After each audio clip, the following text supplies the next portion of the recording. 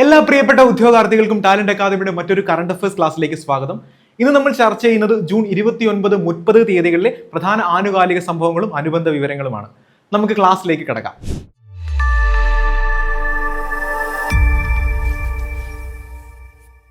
വരാനിരിക്കുന്ന LDC പരീക്ഷ അല്ലെങ്കിൽ 10th ലെവൽ പരീക്ഷകൾക്ക് തയ്യാറെടുക്കുന്ന ഉദ്യോഗാർത്ഥികൾക്കായിട്ട് ഒരു ഉത്തമ റാങ്ക് ഫയൽ ടാലന്റ് അക്കാദമി പുറത്തിറക്കിയിരിക്കുന്നു. നിലവിൽ ബെസ്റ്റ് സെല്ലിംഗ് ലിസ്റ്റിലേക്ക് ഒന്നാമതുള്ള ഒരു റാങ്ക് ഫയൽ തന്നെയാണിത്. ഇപ്പോൾ ടാലന്റ് അക്കാദമിയുടെ അപ്ഡേറ്റഡ് ആയിട്ടുള്ള LDC റാങ്ക് ഫയൽ നിങ്ങൾക്ക് സ്വന്തമാക്കാം. അപ്പോൾ ടാലന്റിന്റെ ഒഫീഷ്യൽ വെബ്സൈറ്റിൽ നിന്ന് നിങ്ങൾക്ക് ഈ റാങ്ക് ഫയൽ സ്വന്തമാക്കാവുന്നതാണ്. അതുപോലെ തന്നെ സ്ക്രീനിൽ കാണുന്ന നമ്പറിൽ കോൺടാക്ട് ചെയ്താലും നിങ്ങൾക്ക് ഈ rank file ലഭ്യമാവുന്നതാണ്.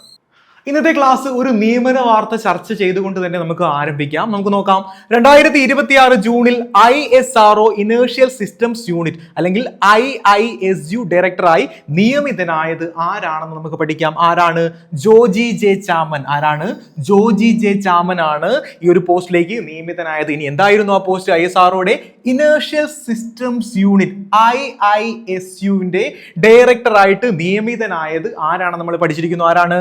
Joji J Chaman ആണ്. അതുപോലെ തന്നെ IISUവിന്റെ നിലവിലെ ഡെപ്യൂട്ടി ഡയറക്ടറായിട്ട് അദ്ദേഹം സേവനം അനുഷ്ഠിച്ചു വരികയായിരുന്നു. അന്നേരമാണ് ഇങ്ങനെ ഒരു പ്രൊമോഷൻ അദ്ദേഹത്തിന് ലഭിച്ചത്. അപ്പോൾ നമ്മൾ പഠിച്ച ആദ്യത്തെ പോയിന്റ് എന്താണ്? 2026 ജൂണിൽ ISROയുടെ ഇനേർഷ്യൽ സിസ്റ്റംസ് യൂണിറ്റിന്റെ ഡയറക്ടറായി നിയമിതനായത് ആരാണ്?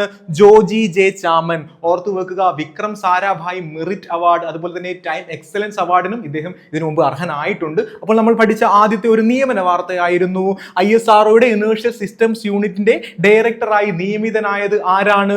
ജോജി ജെ ചാമൻ. ISROയുമായി ബന്ധപ്പെട്ട മറ്റൊരു വാർത്ത കൂടെ നമുക്ക് പരിശോധിക്കാം. 2026 ജൂണിൽ ISROയുടെ തദ്ദേശ നിർമ്മിത സെമി ക്രയോജനിക് എഞ്ചിന്റെ പരീക്ഷണം നടന്നത് എവിടെയായിരുന്നു?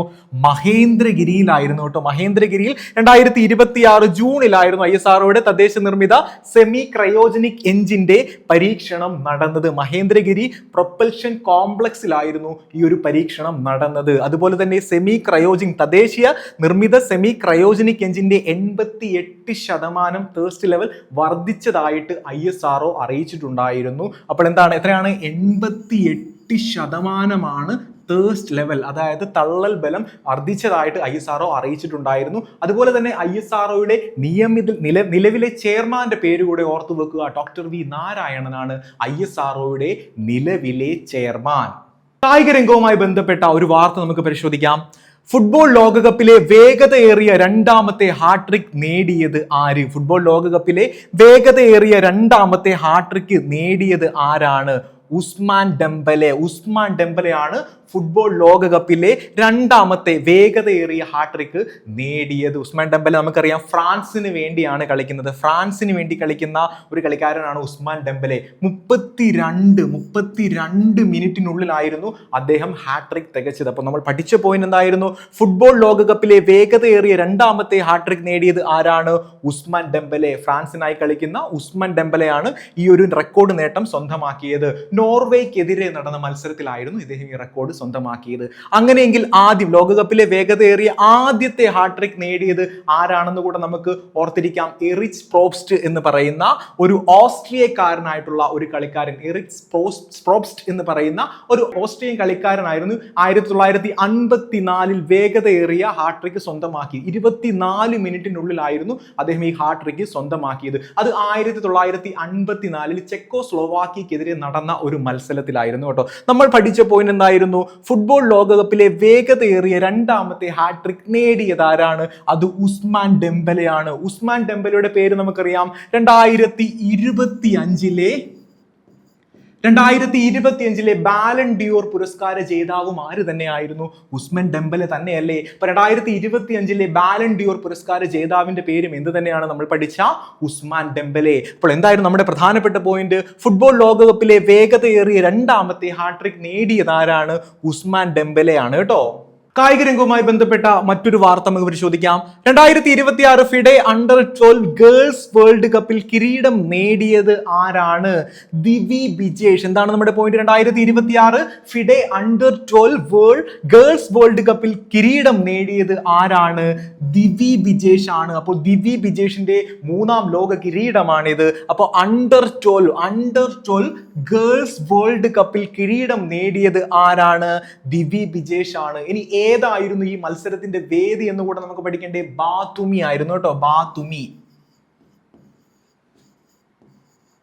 ബാതുമി ഏത് രാജ്യത്താണ്? അത് ജോർജിയയിലുമാണ്.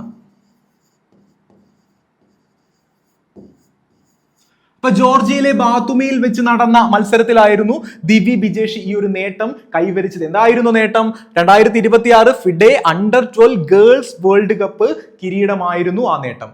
നമ്മൾ ചർച്ച ചെയ്യുന്ന അടുത്ത വാർത്ത, 22 വർഷം പഴക്കമുള്ള വനിതാ ലോങ് ജമ്പ് ദേശീയ റെക്കോർഡ് തകർത്ത മലയാളി അത്ലറ്റ് ആരാണ് എന്നുള്ളതാണ്. 22 വർഷം പഴക്കമുള്ള വനിതാ ലോങ് ജമ്പ് ദേശീയ റെക്കോർഡ് തകർത്ത മലയാളി അത്ലറ്റിന്റെ പേരാണ് ആൻസി സോജൻ. ആൻസി സോജൻ ആണ് 22 വർഷം പഴക്കമുള്ള ഒരു റെക്കോർഡ്, ദേശീയ റെക്കോർഡ് തകർത്തപ്പെട്ടിരിക്കുന്നത്. അതുപോലെ ആരുടെ പേരിലുള്ള റെക്കോർഡായിരുന്നു തകർക്കപ്പെട്ടത്? 2004 ലോങ് ജമ്പിൽ ഇന്ത്യയുടെ എക്കാലത്തെ മികച്ച കായിക താരങ്ങളിൽ ഒരാളായ അഞ്ജു ബോബി ജോർജ് സ്ഥാപിച്ച ദേശീയ റെക്കോർഡാണ് ആര് തകർത്തത്?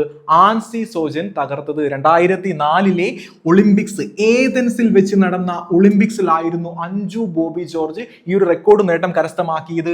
എത്രയായിരുന്നു? അഞ്ജുവിന്റെ ബെസ്റ്റ് 6.83 മീറ്റർ ആയിരുന്നു അഞ്ജു ബോബി ജോർജിന്റെ ഏറ്റവും മികച്ച ദൂരം. ആ ദൂരമാണ് ദേശീയ റെക്കോർഡായിട്ട് 22 വർഷം തകർക്കപ്പെടാതിരുന്നത്. പിന്നീട് അത് തകർക്കപ്പെട്ടു. ആരാണ് തകർക്കപ്പെട്ടത്? ആൻസി സോജനാൽ ആ റെക്കോർഡ് തകർക്കപ്പെട്ടു. ഇനി പുതിയ ദൂരം, പുതിയ ദേശീയ റെക്കോർഡ് എത്രയാണ്? അതുകൂടെ നിങ്ങളുടെ ഓർമ്മയിൽ ഉണ്ടാവണം. 6.88 മീറ്റർ ആണ് ആൻസി സോജൻ താണ്ടിയ ദൂരം. എത്രയാണ്? 6.88 മീറ്റർ ആണ് ആൻസി സോജൻ താണ്ടിയ ദൂരം. ഓർക്കുക, 2004 6.83 മീറ്റർ ചാടി അഞ്ജു ബോബി ജോർജ് സ്ഥാപിച്ച റെക്കോർഡാണ് 6.88 മീറ്റർ ചാടി ആൻസി സോജൻ തകർത്തത്. അപ്പോൾ നമ്മൾ പഠിച്ച പോയിന്റ് എന്താണ്? 22 വർഷം പഴക്കമുള്ള വനിതാ ലോങ് ജമ്പിന്റെ ദേശീയ റെക്കോർഡ് ആൻസി സോജൻ തകർത്തു. അപ്പോൾ ഏറ്റവും പുതിയ ദൂരം എത്രയാണ്? 6.88 മീറ്റർ. വരാനിരിക്കുന്ന പ്രധാനപ്പെട്ട പരീക്ഷകളിലൊന്നാണ് ജൂനിയർ ലാബ് അസിസ്റ്റന്റ്. ഈ ജൂനിയർ ലാബ് അസിസ്റ്റന്റിന്റെ റാങ്ക് ഫയൽ തേടി മറ്റെങ്ങും അലയേണ്ട ടാലന്റ് അക്കാദമിയിൽ തന്നെയുണ്ട്. ജൂനിയർ ലാബ് അസിസ്റ്റന്റ് മുൻവർഷ ചോദ്യപേപ്പറുകളെ ആധാരമാക്കി മുൻവർഷ ചോദ്യപേപ്പറുകൾ ഉൾപ്പെടുത്തി അതുപോലെ സിലബസ് അധിഷ്ഠിതമായി തയ്യാറാക്കപ്പെട്ട വർഷങ്ങളുടെ അനുഭവ സമ്പത്തുള്ള റിസർച്ച് സ്കോളേഴ്സ് തയ്യാറാക്കിയ ഈ ഒരു റാങ്ക് ഫയൽ. അപ്പോൾ ഈ ഒരു റാങ്ക് ഫയൽ നിങ്ങൾക്ക് ടാലന്റ് ഒഫീഷ്യൽ വെബ്സൈറ്റിൽ നിന്ന് സ്വന്തമാക്കാം. അതുപോലെ തന്നെ സ്ക്രീനിൽ കാണുന്ന ഈ നമ്പറിൽ കോൺടാക്ട് ചെയ്താൽ നിങ്ങൾക്ക് ഈ റാങ്ക് ഫയൽ ലഭ്യമാവുന്നതാണ്. അപ്പോൾ ഇനിയും അടിച്ചു നിൽക്കാതെ എത്രയും പെട്ടെന്ന് നിങ്ങളുടെ കോപ്പികൾ ഉറപ്പാക്കിയിട്ട് തയ്യാറെടുപ്പുകൾ ആരംഭിച്ച് നിങ്ങളുടെ സ്വപ്ന ജോലിയിലോട്ട് എത്തിച്ചേരുക. ക്രിക്കറ്റുമായി ബന്ധപ്പെട്ട ഒരു വാർത്ത നമുക്ക് പരിശോധിക്കാം. 2026 ജൂണിൽ അന്താരാഷ്ട്ര ക്രിക്കറ്റിൽ നിന്ന് വിരമിച്ച ക്രിക്കറ്റ് താരം ആരാണ്? നമുക്ക് നോക്കാം. ബെൻ സ്റ്റോക്സ് ആണ് കേട്ടോ. ഇംഗ്ലണ്ടിന്റെ ബെൻ സ്റ്റോക്സ് വിരമിക്കൽ പ്രഖ്യാപനം നടത്തിയിരിക്കുന്നു. 2026 ജൂണിൽ അന്താരാഷ്ട്ര ക്രിക്കറ്റുകളിൽ നിന്ന് എല്ലാം അദ്ദേഹം വിരമിക്കൽ പ്രഖ്യാപനം നടത്തി. ബെൻ സ്റ്റോക്സ് ഇംഗ്ലണ്ടിന് വേണ്ടി കളിക്കുന്ന ഒരു കായിക താരമാണ്. ഇംഗ്ലണ്ടിന് വേണ്ടി കളിക്കുന്ന ഒരു ക്രിക്കറ്റ് താരമാണ്. ഇംഗ്ലണ്ടിന് വേണ്ടി ഏകദേശം 122 ടെസ്റ്റ് മത്സരങ്ങൾ അദ്ദേഹം കളിച്ചിട്ടുണ്ട്. അതുപോലെ 114 ഏകദിന മത്സരങ്ങൾ ഇദ്ദേഹം കളിച്ചിട്ടുണ്ട്. അതുപോലെ 43 T20 മത്സരങ്ങളും ഇംഗ്ലണ്ടിനെ ഇദ്ദേഹം പ്രതിദാനം ചെയ്തിട്ടുണ്ട്. അപ്പോൾ നമ്മൾ പഠിച്ച പോയിന്റ് എന്തായിരുന്നു? 2026 ജൂണിൽ അന്താരാഷ്ട്ര ക്രിക്കറ്റിൽ നിന്ന് വിട പറഞ്ഞ ഇംഗ്ലണ്ടിന്റെ ക്രിക്കറ്റ് താരം ആരാണ്? Ben Stokes. വനിതാ ക്രിക്കറ്റ് ലോകകപ്പും ഇപ്പോൾ നടന്നുകൊണ്ടിരിക്കുകയാണ്. അപ്പോൾ അതുമായി ബന്ധപ്പെട്ട ഒരു വാർത്ത കൂടെ നമുക്ക് പരിശോധിക്കാം. അന്താരാഷ്ട്ര വനിതാ ക്രിക്കറ്റിൽ ഏറ്റവും കൂടുതൽ വിക്കറ്റ് നേടുന്ന താരമായി മാറിയത് ആരാണ്?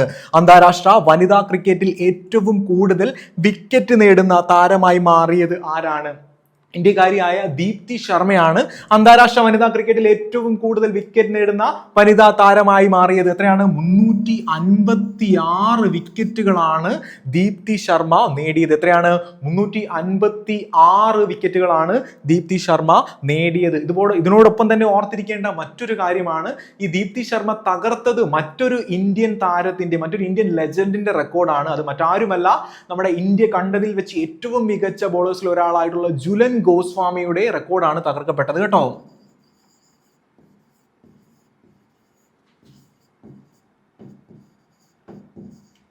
ജുലൻ ഗോസ്വാമിയുടെ റെക്കോർഡാണ് ആര് തകർത്തത്? ദീപ്തി ശർമ്മ തകർത്തത്. അപ്പൊ അന്താരാഷ്ട്ര ക്രിക്കറ്റിൽ ഏറ്റവും കൂടുതൽ വിക്കറ്റ് നേടിയ താരം ആരാണ് എന്നുള്ള ചോദ്യത്തിന് ഉത്തരമായിരിക്കുന്നു ആരാണ്? ദീപ്തി ശർമ്മ.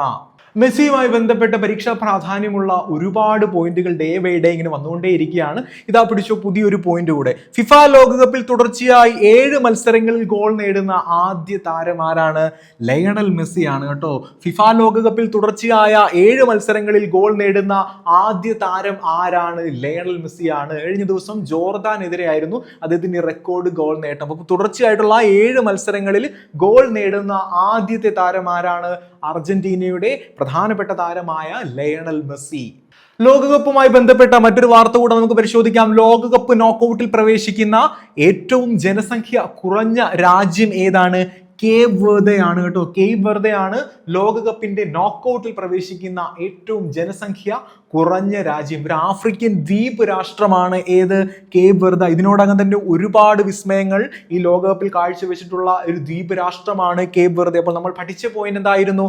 ലോകകപ്പ് നോക്കൌട്ടിൽ പ്രവേശിക്കുന്ന ഏറ്റവും ജനസംഖ്യ കുറഞ്ഞ രാജ്യം ഏതാണ്? Cape Verde. നമ്മൾ പരിശോധിക്കുന്ന അടുത്ത വാർത്ത, രാജ്യത്ത് ആദ്യമായി അപൂർവ രോഗങ്ങളുടെ രജിസ്റ്റർ തയ്യാറാക്കുന്ന സംസ്ഥാനം ഏത്? രാജ്യത്ത് ആദ്യമായിട്ട് അപൂർവ രോഗങ്ങളുടെ രജിസ്റ്റർ തയ്യാറാക്കുന്ന സംസ്ഥാനം ഏതാണ്? അത് നമ്മുടെ സ്വന്തം കേരളമാണ്. കേരളത്താണ് അപൂർവ രോഗങ്ങളുടെ രജിസ്റ്റർ തയ്യാറാക്കുന്നത്. ജൂലൈ 1 നിലവിൽ വരുന്ന കെയർ അല്ലെങ്കിൽ കേരള അഗെയിൻസ്റ്റ് റയർ ഡിസീസ് എന്ന് പറയുന്ന ഒരു പോർട്ടലിൽ ഈ രോഗികളുടെ വിവരങ്ങൾ ആഡ് ചെയ്യുന്നതോടുകൂടി അല്ലെങ്കിൽ രജിസ്റ്റർ ചെയ്യുന്നതോടുകൂടി ഈ ഒരു സംവിധാനം നിലവിൽ വരുന്ന രാജ്യത്തെ ആദ്യത്തെ സംസ്ഥാനമായിട്ട് മാറുന്നത് നമ്മുടെ സ്വന്തം കേരളമാണ്. അപ്പോൾ ഓർത്തു വെക്കുക, രാജ്യത്ത് ആദ്യമായി അപൂർവ രോഗങ്ങളുടെ രജിസ്റ്റർ തയ്യാറാക്കുന്ന സംസ്ഥാനം ഏതാണ്? കേരളമാണ്. നമ്മൾ പരിശോധിക്കുന്ന അടുത്ത വാർത്ത, അടുത്തിടെ മായൻ നാഗരികതയിൽപ്പെടുന്ന നഗരം കണ്ടെത്തിയത് എവിടെയാണ്? മായൻ നാഗരികതയിൽപ്പെടുന്ന നഗരം കണ്ടെത്തിയത് എവിടെയാണ്? കലക്മൂൽ ബയോസ്ഫിയർ റിസർവ് ആണ് കേട്ടോ. കലക്മൂൽ ബയോസ്ഫിയർ റിസർവ് ഏത് രാജ്യത്താണ് സ്ഥിതി ചെയ്യുന്നത്? അത് മെക്സിക്കോയിലാണ് കേട്ടോ. മെക്സിക്കോയിലാണ് എന്ത്? കലക്മൂൽ ബയോസ്ഫിയർ റിസർവ് സ്ഥിതി ചെയ്യുന്നത്. എന്താണ് കലക്മൂൽ ബയോസ്ഫിയർ റിസർവിന്റെ വാർത്താ പ്രാധാന്യം? മായൻ നാഗരികതയിൽപ്പെടുന്ന നഗരം കണ്ടെത്തിയത് അവിടെയായിരുന്നു. അതുപോലെ ഈ നഗരത്തിന് ഗവേഷകർ നൽകിയിരിക്കുന്ന പേരെന്താണ്? മിനാൻ ബേ എന്നാണ് കേട്ടോ.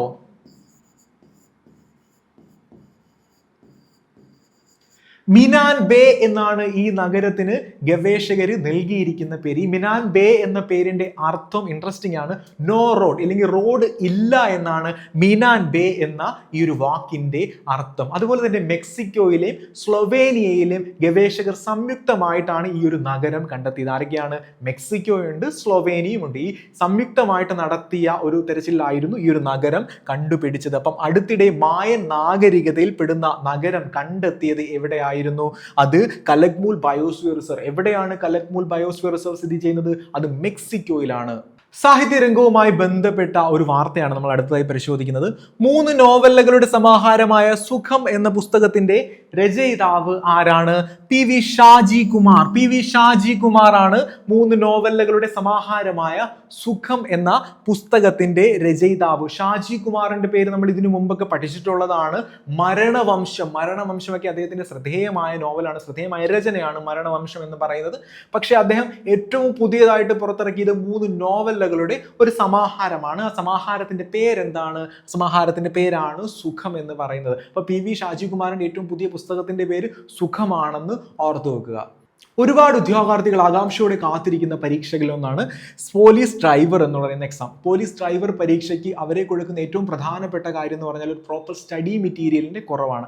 ആ ഒരു കുറവ് പരിഹരിക്കുന്നതിന്റെ ഭാഗമായിട്ട് ടാലന്റ് അക്കാദമി പോലീസ് ഡ്രൈവർ പരീക്ഷയ്ക്കായിട്ടുള്ള സ്പെഷ്യൽ ടോപ്പിക്സ് പുസ്തകം പുറത്തിറക്കിയിട്ടുണ്ട്. അപ്പോൾ പോലീസ് ഡ്രൈവർ ടെസ്റ്റിന് മാത്രമല്ല, ഇത് ഒരുപാട് പരീക്ഷകൾ ഫയർമാൻ ഡ്രൈവറിനും CEO ഡ്രൈവറിനും APO ഡ്രൈവർക്കും ഉപകാരപ്പെടുന്ന രീതിയിലാണ് ഈ ഒരു പുസ്തകം ക്രമീകരിച്ചിരിക്കുന്നത്. സ്പെഷ്യൽ ടോപ്പിക് പാഠഭാഗങ്ങളിൽ നിന്നുള്ള എല്ലാ വിവരങ്ങളും ഈ ഒരു പുസ്തകത്തിൽ ഉൾക്കൊള്ളിച്ചിട്ടുണ്ട്. അപ്പോൾ എത്രയും പെട്ടെന്ന് ഈ ഒരു പുസ്തകം നിങ്ങൾ വാങ്ങുക. ഈ പുസ്തകം വാങ്ങുന്നത് ടാലന്റിന്റെ വെബ്സൈറ്റിൽ നിന്ന് നിങ്ങൾക്ക് വാങ്ങാം. അതുപോലെ സ്ക്രീനിൽ കാണുന്ന നമ്പറിൽ കോൺടാക്ട് ചെയ്ത് നിങ്ങൾക്ക് ഈ പുസ്തകം പർച്ചേസ് ചെയ്യാൻ സാധിക്കുന്നതാണ്. ഇന്ന് പഠിച്ച വിവരങ്ങൾ ഒരിക്കൽ കൂടെ ഓർത്തെടുക്കാനുള്ള സമയമാണ്. നമ്മുടെ റാപ്പിഡ് റിവിഷന്റെ സമയമാണ്. 2026 ജൂണിൽ ISRO inertial systems unit IISU ഡയറക്ടറായി നിയമിതനായത് ആരായിരുന്നു?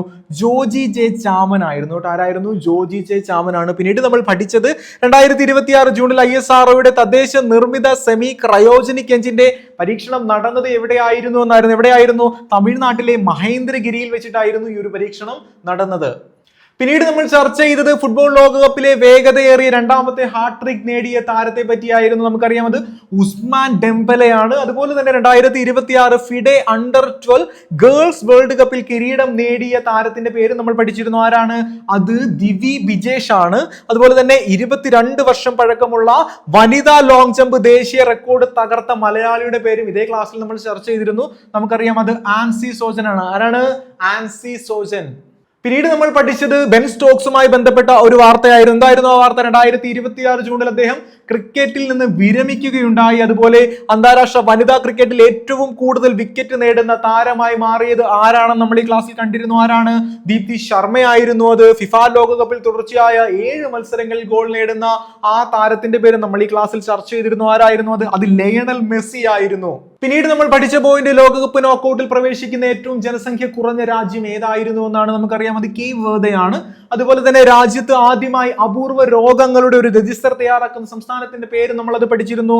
ഏതാണ്? കേരളമാണ് രാജ്യത്ത് ആദ്യമായിട്ട് അപൂർവ രോഗങ്ങളുടെ ഒരു രജിസ്റ്റർ തയ്യാറാക്കുന്ന സംസ്ഥാനം. പിന്നീട് നമ്മൾ പഠിച്ച പോയിന്റ് അടുത്തിടെ മായൻ നാഗരികതയിൽപ്പെടുന്ന നഗരം കണ്ടെത്തിയത് എവിടെയായിരുന്നു എന്നാണ്. കലക്മൂൽ ബയോസ്ഫിയർ റിസർവ്, മെക്സിക്കോയിലെ കലക്മൂൽ ബയോസ്ഫിയർ റിസർവിലായിരുന്നു മായൻ നാഗരികയിൽപ്പെടുന്ന നഗരം കണ്ടെത്തിയത്. അതുപോലെ തന്നെ 3 നോവലുകളുടെ സമാഹാരമായ സുഖം എന്ന പുസ്തകം രചിച്ചത് ആരാണ് നമ്മൾ ഈ ക്ലാസ്സിൽ ചർച്ച ചെയ്തിരുന്നു. ആരാണ് അത്? PV ഷാജി കുമാർ. കഴിഞ്ഞ ക്ലാസ്സുമായി ബന്ധപ്പെട്ട 2 ചോദ്യങ്ങൾ നൽകുകയാണ്. ഉത്തരങ്ങൾ നിങ്ങൾ കമന്റ് ചെയ്യുക. ഒന്നാമത്തെ ചോദ്യം, 2026 VSSC ഡയറക്ടറായി നിയമിതനായത് ആര്? Option A N Jayan, option B doctor UP Rajeev, option C S Unnikrishnan, option D V Narayanan. രണ്ടാമത്തെ ചോദ്യം, കേരളത്തിലെ പോലീസ് സ്റ്റേഷനുകളിൽ എത്തുന്ന സ്ത്രീകൾക്കും കുട്ടികൾക്കും മാനസിക പിന്തുണ നൽകുന്നതിനായി ആരംഭിച്ച പദ്ധതിയുടെ പേരാണ്. Option A Thanal police extension centre, B Snehitha police extension centre, C Sahayathri police extension centre, D Vanitha Mithram police extension centre. ഇനി കഴിഞ്ഞ ക്ലാസ്സിൽ നൽകിയിരുന്ന 2 ചോദ്യങ്ങളുടെ ഉത്തരങ്ങൾ കൂടെ നമുക്ക് ചർച്ച ചെയ്യാം. ഒന്നാമത്തെ ചോദ്യം, ദ സെക്കൻഡ് ഓർബിറ്റ് എന്ന പുസ്തകം എഴുതിയത് ആരായിരുന്നു എന്നാണ്. ഓപ്ഷൻ ബി ശുഭാൻഷു ശുക്ലയുടെ പുസ്തകമാണ്. ഏത്? The second orbit. രണ്ടാമത്തെ ചോദ്യം, ഓർഗനൈസേഷൻ ഓഫ് അമേരിക്കൻ സ്റ്റേറ്റ്സിന്റെ 56ാമത് ജനറൽ അസംബ്ലിക്ക് വേദിയായത് ഏത് രാജ്യമായിരുന്നു എന്നായിരുന്നു അടുത്ത ചോദ്യം. അത് ഓപ്ഷൻ എ പനാമയാണ് കേട്ടോ. പനാമയിൽ വെച്ചായിരുന്നു ഓർഗനൈസേഷൻ ഓഫ് അമേരിക്കൻ സ്റ്റേറ്റ്സിന്റെ 56ാമത് ജനറൽ അസംബ്ലിക്ക് വേദിയായത്. ഇന്ന് പഠിപ്പിച്ച ഭാഗങ്ങൾ എല്ലാവർക്കും മനസ്സിലായെന്ന് പ്രതീക്ഷിക്കുന്നു. അടുത്ത ക്ലാസ്സിൽ വീണ്ടും കാണാം. അതുവരെ